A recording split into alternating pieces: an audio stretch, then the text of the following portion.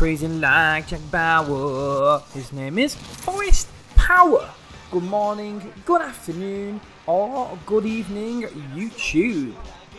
Adolf Hitler, the man that made a right arm salute infamous across the globe, and a man that was also responsible for 11 million non-soldiers dying over the course of around about 10 years. Joseph Stalin, yet another tyrant of the Soviet Union, one man who himself was responsible for 6 million people losing their lives. These are but two of the monsters that humanity has created over the thousands of years that we have stayed on this planet. And I could go on to name several more people who fit this category of just being essentially bad human beings. You could actually argue that the history of humankind is nothing more than the history of death, suffering and pain. But this is also juxtaposed next to some fantastic things that humanity has done. Creativity, crazy new inventions that we've come up with. And for that reason, ladies and gentlemen, I've got to question what is actually going to be mankind's legacy after we are done with this planet. Will human beings be seen as a source for good or for evil?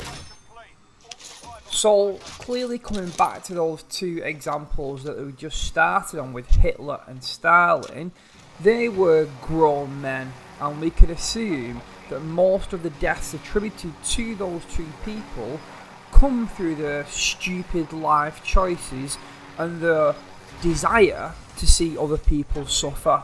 However, in a world filled with greed, oppression and lots of corruption, today I want to pose the question of whether or not human beings are innately good or innately evil. So, rather than start with these extreme examples of bad human beings, let's start with ourselves. There you are, sat listening to this YouTube video. You're probably grappling with a few problems and worries within your own life, but the chances are that you deem yourself to be a good person. I've often wondered about this concept because I can't imagine that many people amongst the human race actually consider themselves to be bad people. So that led me to kind of ponder and dwell upon this idea of what actually constitutes as a good person.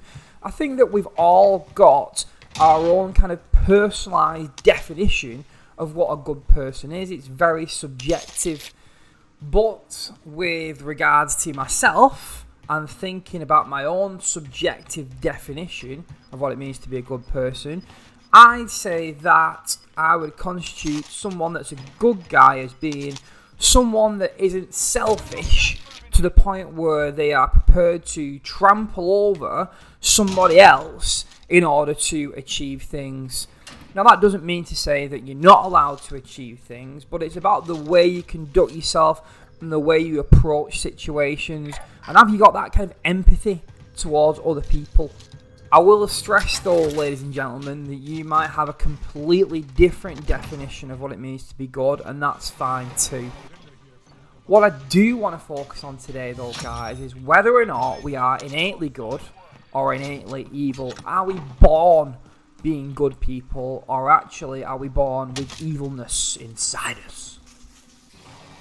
So as I continued to reflect on this topic or question, I started to think about upbringing and the path that humanity follows from birth to death, and it's pretty clear to me that external influences take hold of human beings at a very, very early age, and actually after we reach the age of 3 or 4, getting past the toddler stage, we're taught how to act and behave by other people such as parents and teachers, and what those influences do is they give us their own perception of what it means to be good and evil in society, and try to bring us around and bring us up in line with that perception.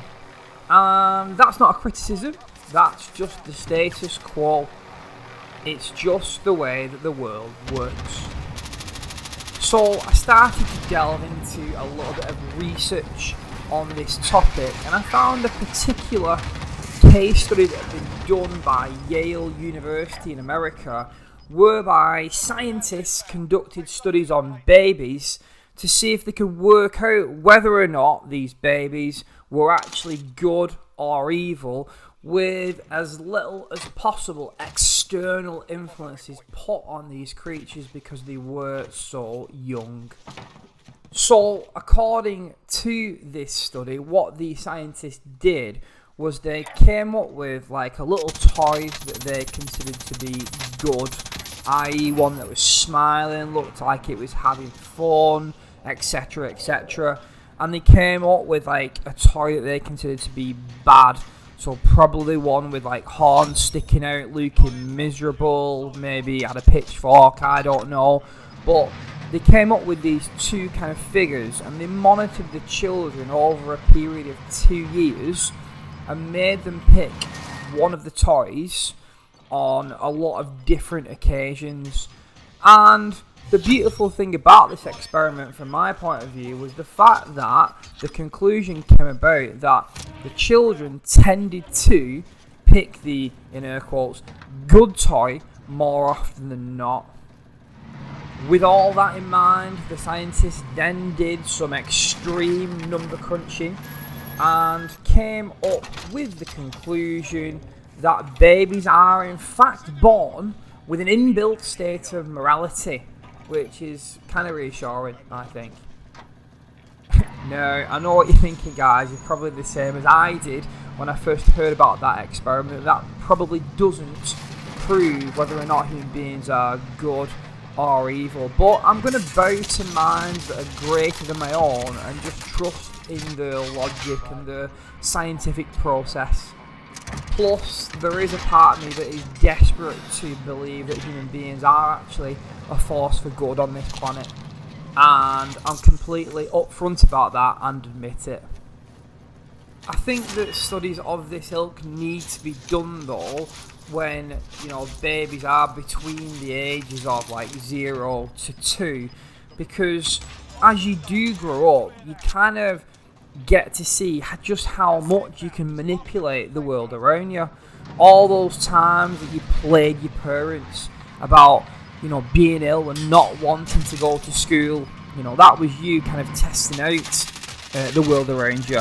All those times when you tried to crack on that you didn't want to eat a particular meal at meal times, despite not being that bothered really about what you were eating.